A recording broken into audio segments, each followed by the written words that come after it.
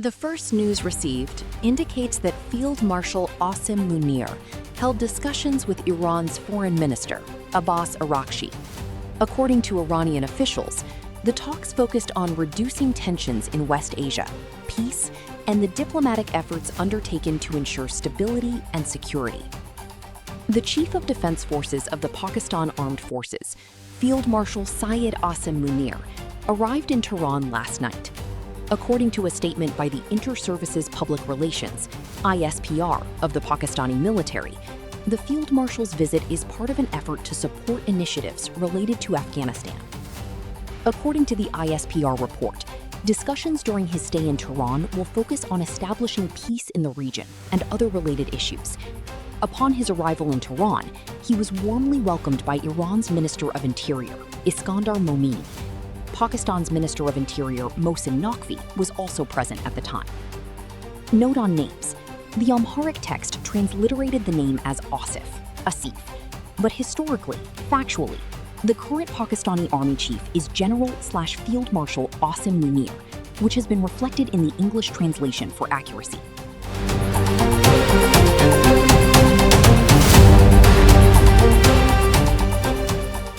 The foreign ministers of Iran and Saudi Arabia have held a discussion by phone. According to a report by the Iranian news agency, the two foreign ministers discussed the current situation in the region. The consultations also focused on contemporary issues, halting the war, and diplomatic efforts being made to de-escalate tensions. On the other hand, Pakistan's Minister of Interior, Mohsin Naqvi, is currently in Tehran. Recent detailed reports indicate that he also communicated by phone with his Saudi Arabian counterpart from Tehran. According to a statement from the Saudi Arabian Ministry of Interior, discussions were held between the two interior ministers on critical matters of mutual interest. Additionally, an assessment was conducted regarding the security cooperation and coordination between the two brotherly nations.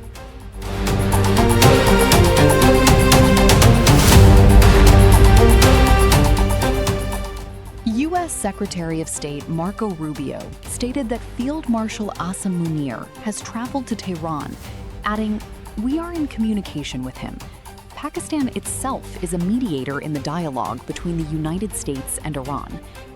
Mentioning that the U.S. is working to reach an agreement with Iran, Rubio expressed his hope that the agreement will succeed and that the Strait of Hormuz will be reopened.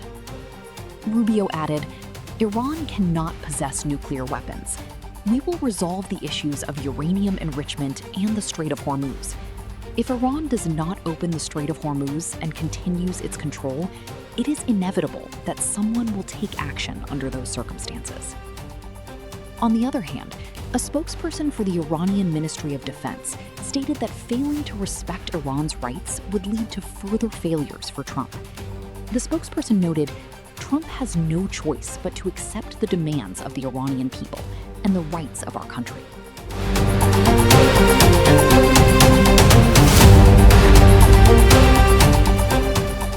The spokesperson for the Iranian Ministry of Foreign Affairs, Ismail Baghai, stated that at this point, it cannot be said that we are close to reaching an agreement, and noted that the main focus of the discussions is to halt the war.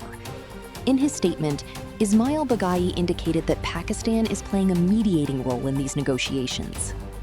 The spokesperson added that since the differences between Iran and the United States are deep and obvious, it is impossible to say that a final outcome can be reached through just a few weeks or months of discussion, emphasizing that diplomacy takes time.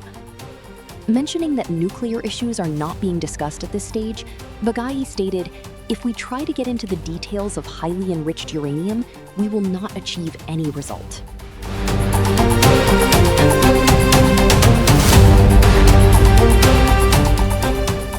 Pakistani Prime Minister Shehbaz Sharif has headed to Hangzhou to begin the first phase of his visit to China. Accompanying the Prime Minister on this trip are Deputy Prime Minister Ishaq Dar, Ahsan Iqbal, Atta Tarar, Shaza Fatima, Fawzia, and Tariq Fatimi. In Hangzhou, the Prime Minister will hold discussions with the party secretary of Zhejiang Province and will participate in a business forum organized to enhance cooperation between Pakistani and Chinese companies under the second phase of CPEC, CPAC Phase 2. The Pakistani delegation will also attend a signing ceremony for the exchange of agreements and memorandums of understanding, MOUs. Additionally, the Prime Minister will meet with the CEOs of prominent Chinese companies and will visit the headquarters of a leading Chinese corporation to attend an MOU signing ceremony for cooperation. Following this, the Prime Minister will proceed to Beijing, where he will meet with Chinese President Xi Jinping and Premier Li Qiang. Furthermore, he will participate in an event celebrating the 75th anniversary of the establishment of diplomatic relations between Pakistan and China, and will also visit the Chinese Academy of Agricultural Sciences.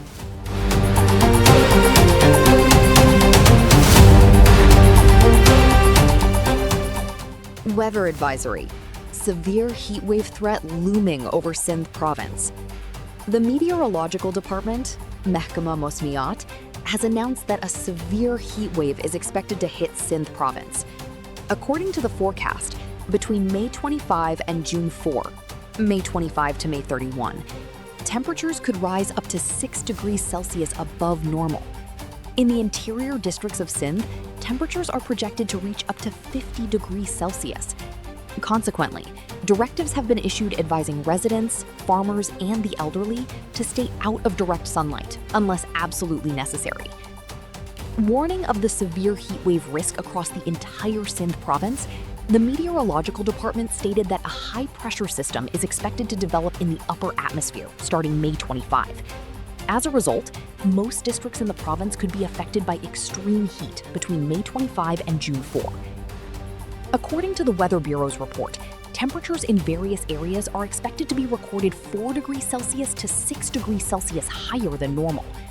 The department added that in the districts of Sukkar, Shikarpur, Jacobabad, Larkana, and Dadu, temperatures could climb to between 47 degrees Celsius and 50 degrees Celsius.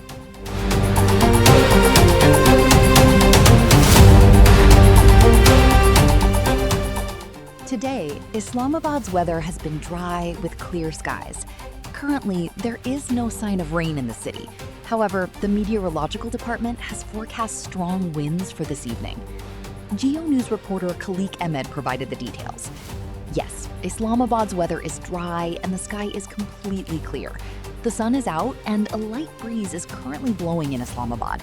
Although the Weather Bureau had forecast rain last night, the city only experienced strong winds and a few drops of drizzle. Today, the maximum temperature in Islamabad is expected to reach 28 degrees Celsius, while the minimum is projected to be 21 degrees Celsius. Although strong winds are forecasted again for this evening and tonight in Islamabad, there's currently no chance of rain. However, starting tomorrow, temperatures in Islamabad are expected to gradually increase. On the other hand, it has been reported that rain could fall this evening or tonight in Murree, Galiot, Gilgit-Baltistan, and Kashmir, accompanied by strong winds and hailstorms.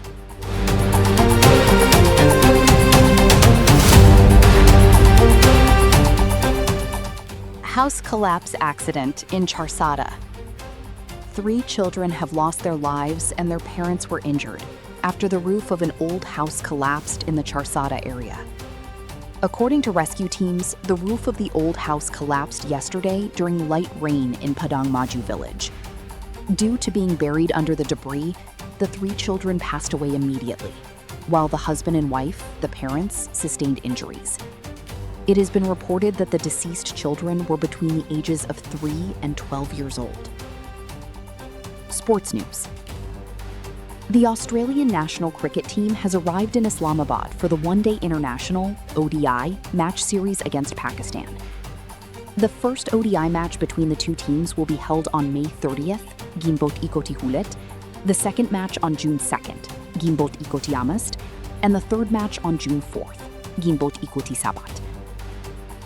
The Australian cricket team will rest today and will begin their practice sessions at the Rawalpindi Stadium starting tomorrow. On the other hand, the players of the Pakistani ODI team will play a practice match today.